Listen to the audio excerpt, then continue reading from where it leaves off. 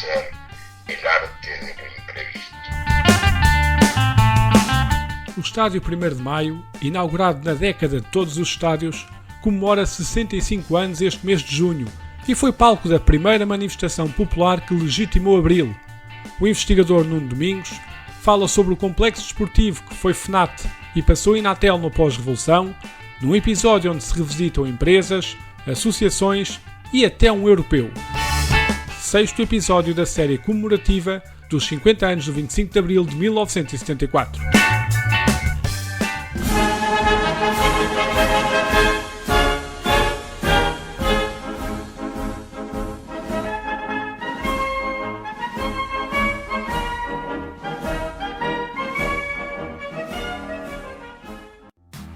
Vou-te levar ao Inatel, no meu Ford Fiesta bota e mel. Regularizo as cotas só por ti, meia pensão suco de abacaxi. Vou-te levar ao Inatel, no meu Ford Fiesta bota e mel. Vou-te levar ao Inatel. Não sou o David nem o Miguel. Arranco para a baliza tipo Yakini. Beijo o anel. Dedico o gol a ti. Desculpem, entusiasmei-me. Não é Albufeira, é Alvalade. E a história não mete dias de férias, Wi-Fi grátis ou flamingos a Escobar como na música da dupla romântica. Mas podia muito bem ser cantada pelo David Bruno e o Michael Knight, a narrar o jogador que teria virado profissional não fosse aquela lesão no joelho nos juvenis. Resta-lhe agora espalhar perfume ao serviço da sua empresa no torneio do Inatel. Com a namorada na bancada, a garantir que aos 15 anos diziam que ele podia ter sido maior que os maiores. É a vida, o destino. Estas coisas estão escritas lá em cima. Essa, bruxo, o goleiro é ruim! Capricha! Recolhe som na bancada do estádio 1º de Maio e no relevado disputa-se a final da Taça Inatel de Lisboa, opondo as equipas do bairro São João e do América. Na torcida estão perto de 30 a 40 pessoas, muito provavelmente familiares e amigos dos artistas em campo, fortes no apoio, munidos de buzinas e cascóis. E poder vocal, muito poder vocal. Bora, Berta! Bora, nego! Se recuarmos 50 anos, neste mesmo local, houve um banho de multidão naquela que foi a primeira vez que o dia 1 de maio celebrou-se enquanto feriado. E também poder vocal, sobretudo o que veio da tribuna. Foram protagonistas Álvaro Cunhal e Mário Soares, que assinaram discursos de derrubo do fascismo e esperança num futuro novo. Afirmou Domingos Abrantes, ao Diário de Notícias no 1º de maio deste ano, que a data foi um referendo à vitória dos militares de Abril. E passou, ou se passou. E se de triunfos se fala, voltando aqui ao jogo, festejou o América. Ergueu a taça, qual já amor dos amadores. A comparação não é descabida. Há quem ao estádio 1º de maio se refira como mini Jamor. Para já em comum a ambos estão as celebrações em 2024. Se o recinto Inatel comemora 65 anos a 28 de junho, o Estádio Nacional festejou 80 anos a 10 de junho. Mas e o que mais partilham? Será a aura de palco dos sonhos ou a semelhança arquitetónica? Ou ambos? O investigador Nuno Domingos dá umas luzes sobre o assunto.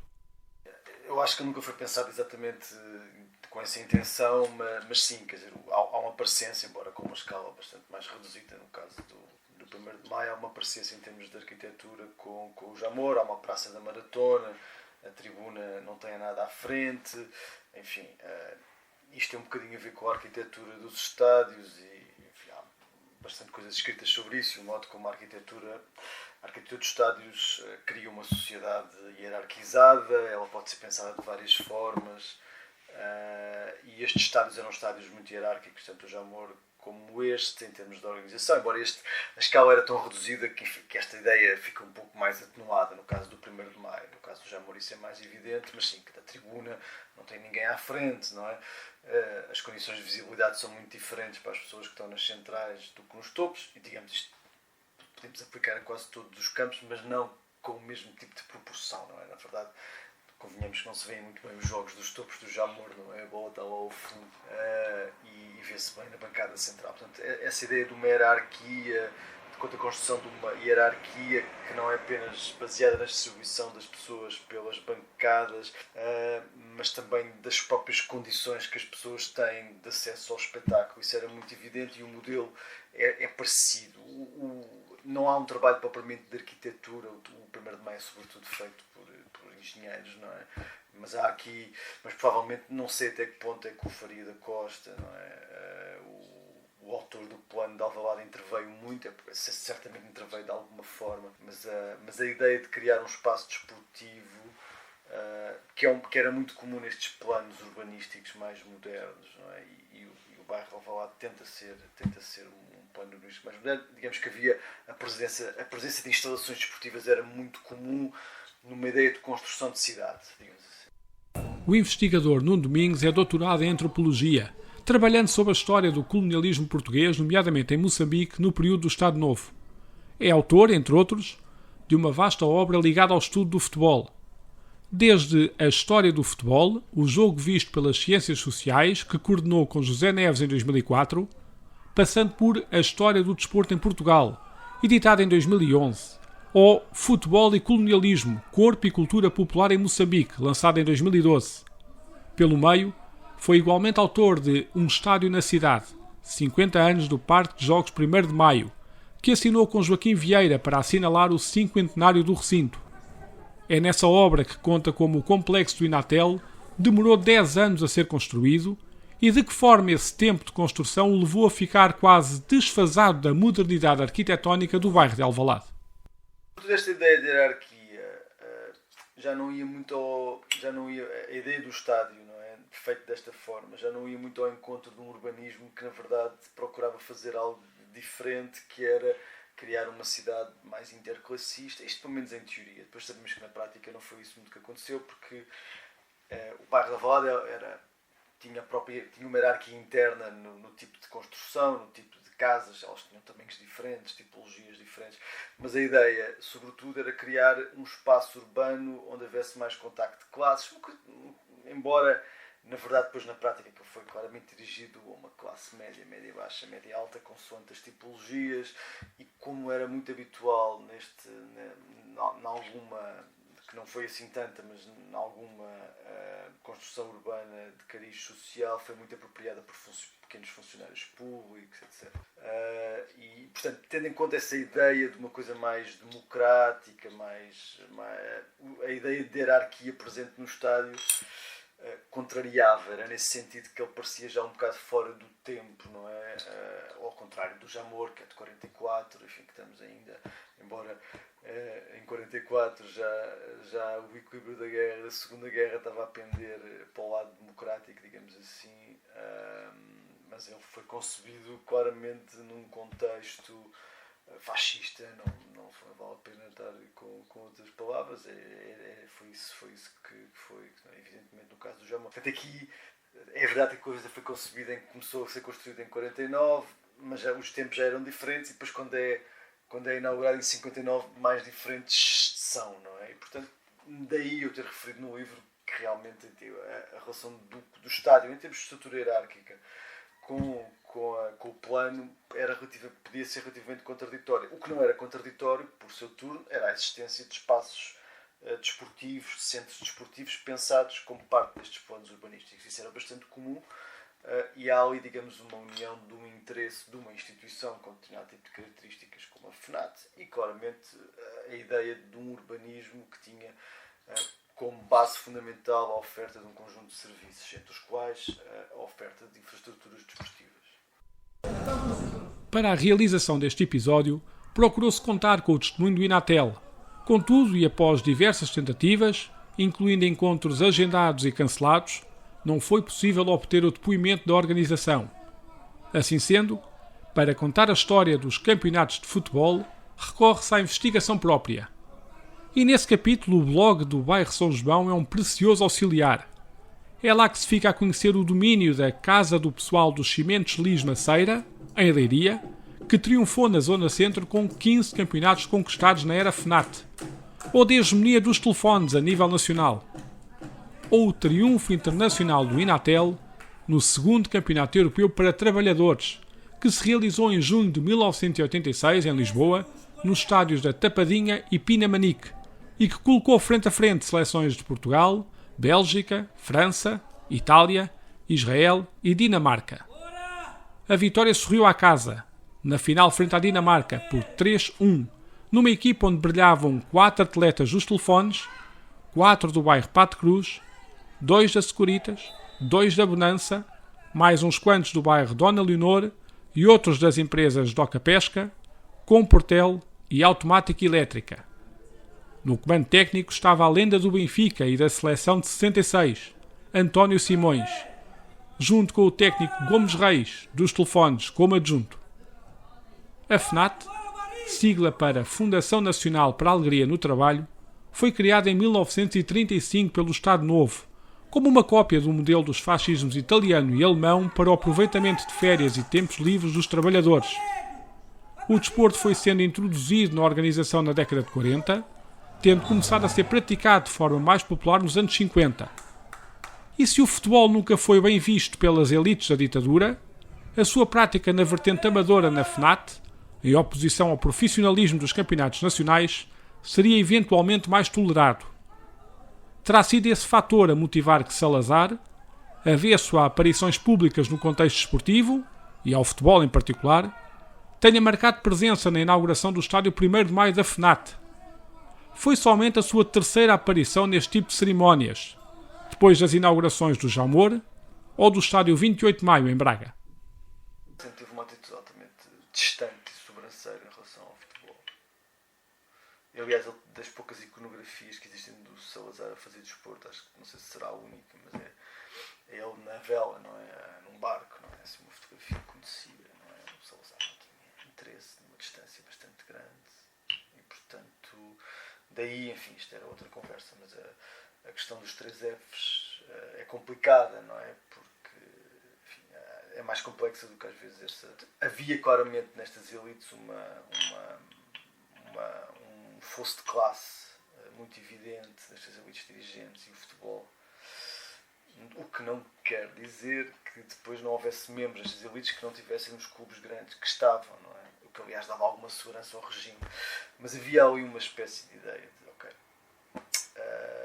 isto não é bem o desporto que nós queremos. O Estado Novo sempre teve, desde a sua origem, embora a coisa venha um pouco de trás, mas sempre teve a ideia do desporto, a ideia do desporto que eles queriam introduzir nas escolas, sempre foi uma ideia muito próxima dos modelos ginásticos que eram partilhados por toda a Europa, num contexto, sobretudo ali no contexto da transição do século, depois muito acentuado com a Primeira Guerra Mundial, um contexto de militarização muito, muito, muito forte. Portanto, os modelos ginásticos tinham muito a ver, primeiro, com esta questão militar, que era a ideia de que não, isto depois também provava-se pela participação portuguesa na Primeira Guerra, antes disso nas chamadas campanhas da África. Era uma preocupação não apenas portuguesa, mas havia razões para em Portugal essa preocupação ser maior, devido realmente ao estado bastante frágil da condição física dos portugueses, que se notou nas guerras, mas que se notava, enfim, nas taxas de mortalidade, na prevalência de um conjunto de doenças. Quer dizer, isso tornou-se uma preocupação pública. E, portanto, todo o processo mesmo de institucionalização desportiva na escola tinha muito a ver com esta ideia, por um lado de saúde, mas por outro lado muito militarizada, não é? Portanto, daí os médicos e os militares serem aqui duas especialidades muito importantes. Portanto, quando se pensa no modelo desportivo, pensa-se muito mais no que vai ser a sociedade portuguesa depois, por exemplo, não é? É uma coisa pré-militar, altamente hierárquica, um desporto, claramente, em que há os dirigentes, em que a juventude é definida hierarquicamente por idades, embora aqui esteja muito próximo também dos modelos da chamada ginástica sueca, que na verdade eram modelos internacionais que corriam, que ofereciam, se quiseres, uma base técnica aos próprios currículos escolares. Claro que depois havia declinações consoante o tipo de regime, não é?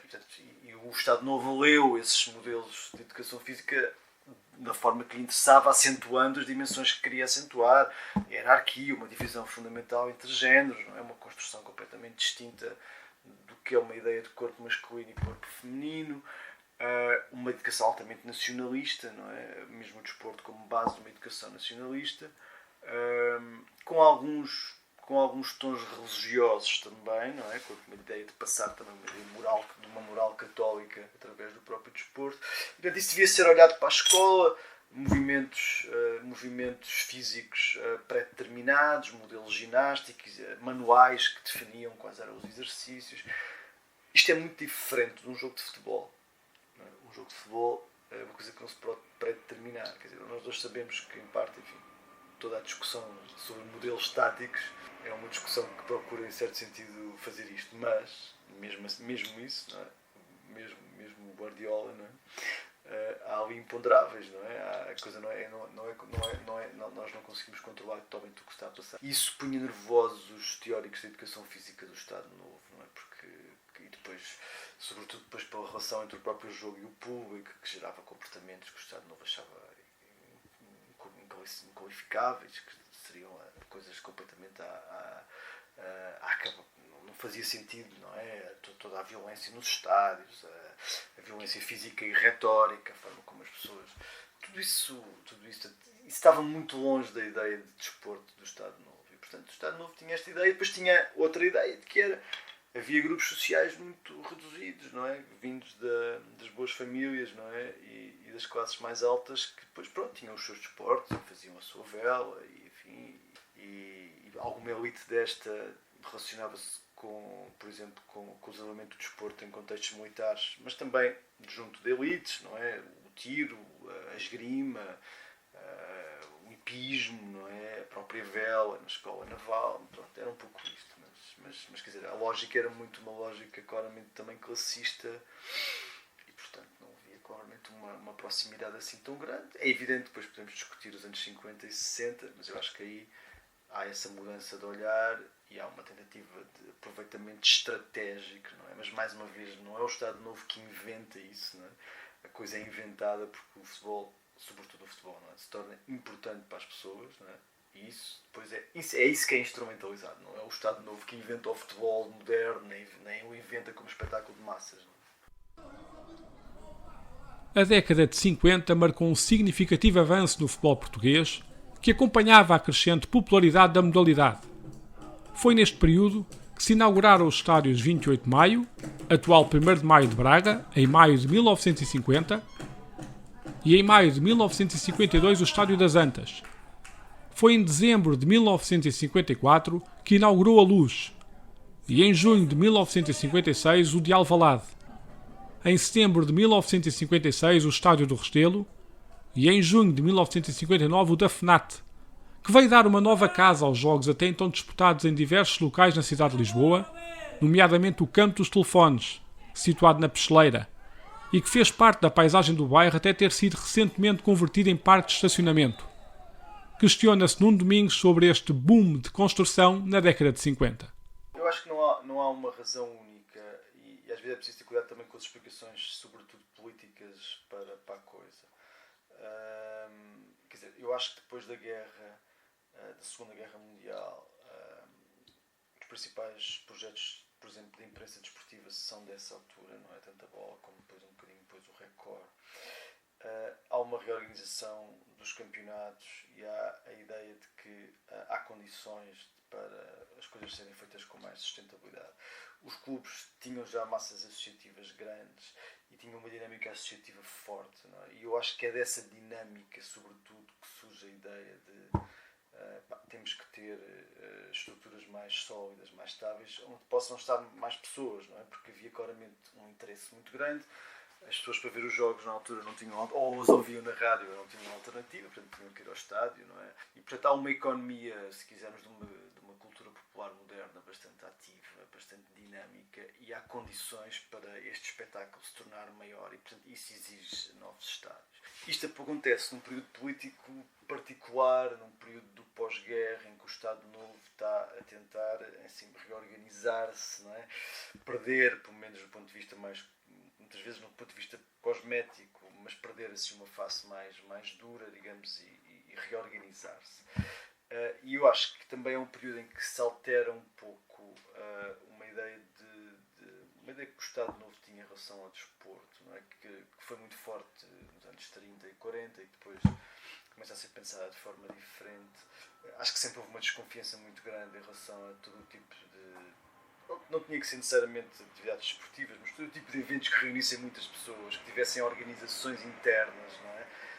Num país onde não há uma democracia, não há partidos, a não ser a União Nacional, há sindicatos únicos, corporativos, e portanto o espaço para a dissensão e para a organização é muito pequeno, e o que significa que o tecido associativo ganha força e as pessoas vão organizar-se, e o Estado Novo sempre teve medo desta dinâmica de organização, e por isso tentou controlar, por exemplo, a Federação das Coletividades de Cultura e Recreio, e a FNAT, na verdade, é uma tentativa estatal de ocupar esse espaço, não é? De controlar esse espaço, que o espaço das associações, tanto no contexto urbano como no contexto rural, de forma diferente. Há aqui uma luta pelo tempo livre.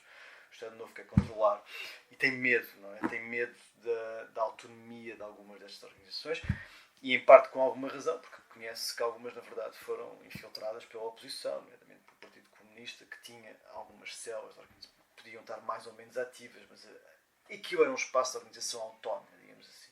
E, portanto, havia-se medo, não é? E havia o medo do crescimento. E havia também, me parece, uma coisa muito classista nas elites do Estado Novo, não é? Todas elas pertencentes a uma elite social, que, com algumas exceções, havia exceções, mas o futebol era sempre uma coisa popular, não é? Que não se coordenava com uma certa ideia de prática desportiva de uma elite, que era uma ideia muito mais próxima de ideais amadores e de um conjunto de... O futebol, neste quadro, até teve um papel, mas a partir do momento em que se popularizou, digamos que perdeu esse interesse, não é?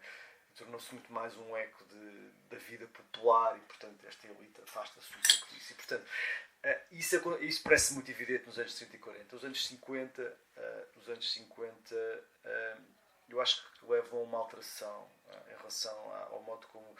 Que em parte é uma abdicação, no sentido, ok, nós não vamos conseguir fazer exatamente o que queríamos, mas temos que aqui mudar a estratégia. E a mudança de estratégia passa por perceber também, em certo sentido, que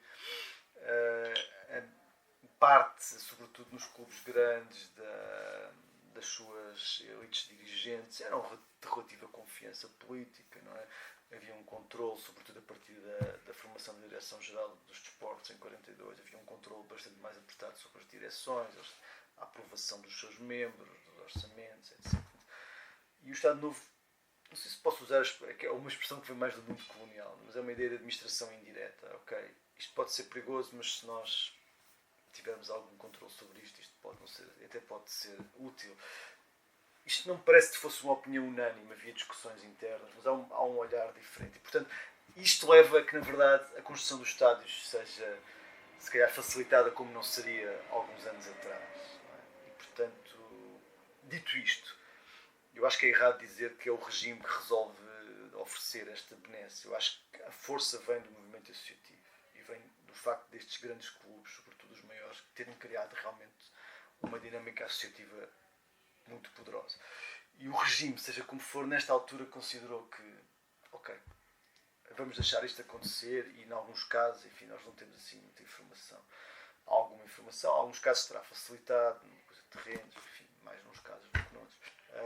Mas pronto, eu acho que tem a ver com o encontro destas duas coisas, mas eu acho que é reduzido, e queria insistir neste ponto, eu acho que é reduzido considerar que, ok, o regime de repente concedeu estas benesses nos anos 50, quer dizer, o regime pode ter achado que fazia sentido olhar para o país de desporto de massas de uma forma diferente, mas eu acho que o grande esforço, que é um esforço heroico e épico das campanhas, do cimento e não sei o quê, é um esforço sobretudo do tecido associativo, não é?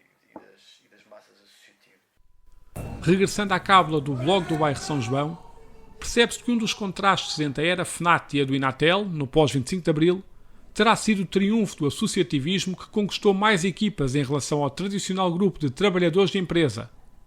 É disso exemplo o Juventude Académico, de Vila Nova de Famalicão, criado em 1975 e que venceu 5 campeonatos distritais. Ou o grupo desportivo Penso de Santo Estevão, criado em 1977, que no Inatel venceu 9 campeonatos distritais de Braga, alcançando ainda 5 fases finais nacionais, tendo em 2 delas sido vice-campeão. Ou a União Recreativa e Cultural de Camarate, fundada em 1981 e campeã nacional do Inatel na época 87-88, onde triunfou na final do Estádio 1º de Maio sobre a equipa da Empresa Eletricidade da Madeira, por 2-0. A democratização da sociedade em 1974 chegou inevitavelmente ao desporto. Digamos que na estrutura desportiva do Estado Novo, a FNAT, que surge em 1935, tenta ocupar o que se chama o lazer dos trabalhadores. Não é? E a FNAT tem, digamos, uma estrutura dual, mais próxima, por um lado, do mundo urbano e depois, enfim, tem uma rede que está no mundo rural.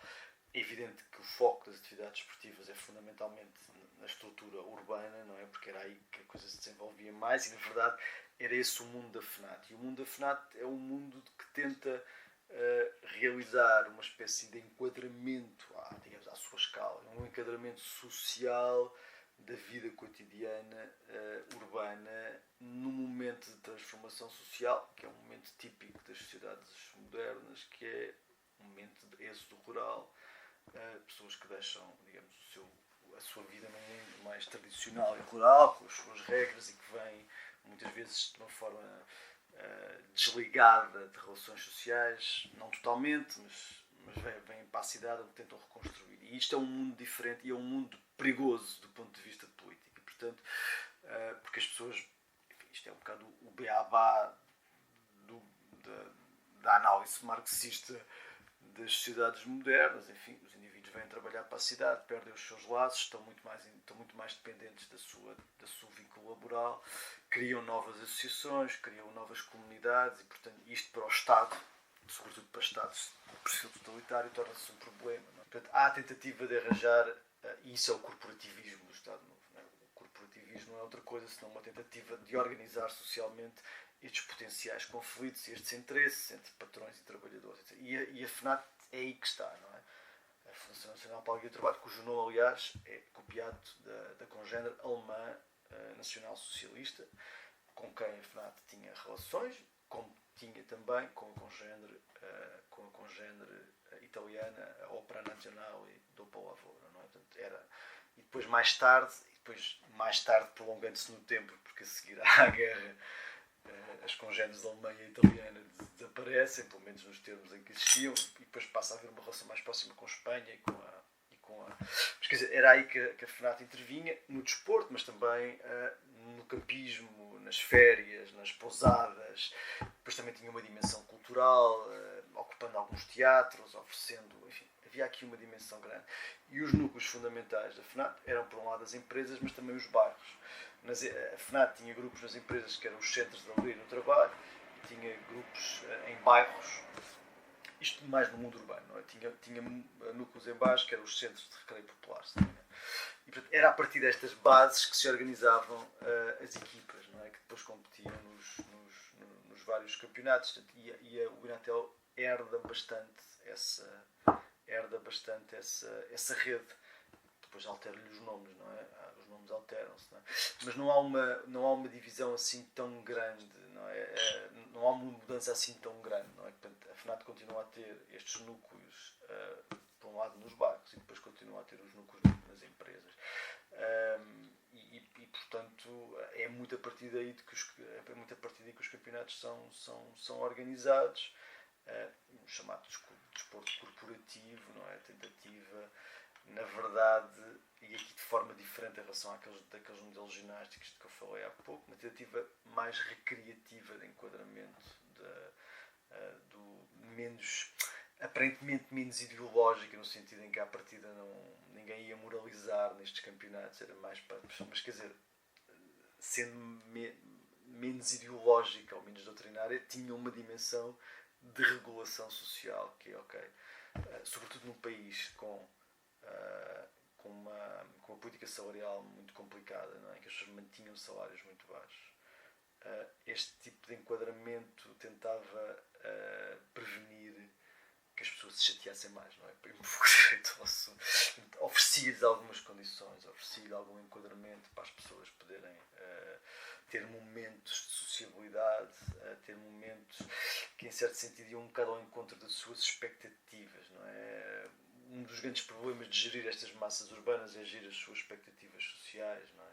Isso pode tornar-se um problema político. E, portanto, quando há uma organização que, enfim, facilita as férias, organiza umas excursões, facilita o campo e pronto, isto cria ali, ok, enfim, a condição não está boa, mas apesar de tudo, sobretudo ali, numas classes, diria, médias baixas, que até poderiam ter mais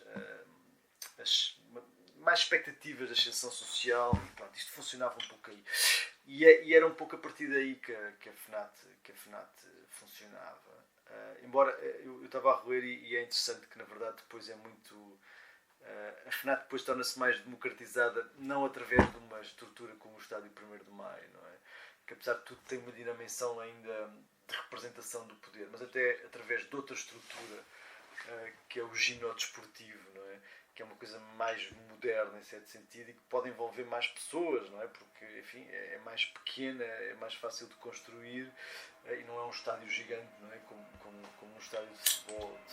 Mas pronto, digamos, voltando à questão, a estrutura que o Inatel herda é um bocado esta estrutura da FNAT, não é? E depois, enfim, há algumas alterações, certamente, mas é esta estrutura que herda. O Estádio 1º de Maio voltou a ser palco de uma manifestação histórica em 1975, célebre por um incidente envolvendo a comitiva do Partido Socialista, liderada por Mário Soares, que viu barrado o seu acesso à tribuna para discursar à multidão, por motivos que ainda hoje variam consoante a fonte. Com o tempo, o Parque de Jogos foi recebendo novas valências, como a piscina e o pavilhão, e acolheu sessões de cinema ou concertos. Fica ainda ligado à história do futebol português, por ter sido o estádio que testemunhou o triunfo do Belenenses na 1ª Divisão Distrital de Lisboa, em 2018-19, após o recomeço do histórico clube a partir da 7ª Divisão, fruto da divisão com a SAD. Na altura, os azuis venceram o Bocal por 3-2 após prolongamento.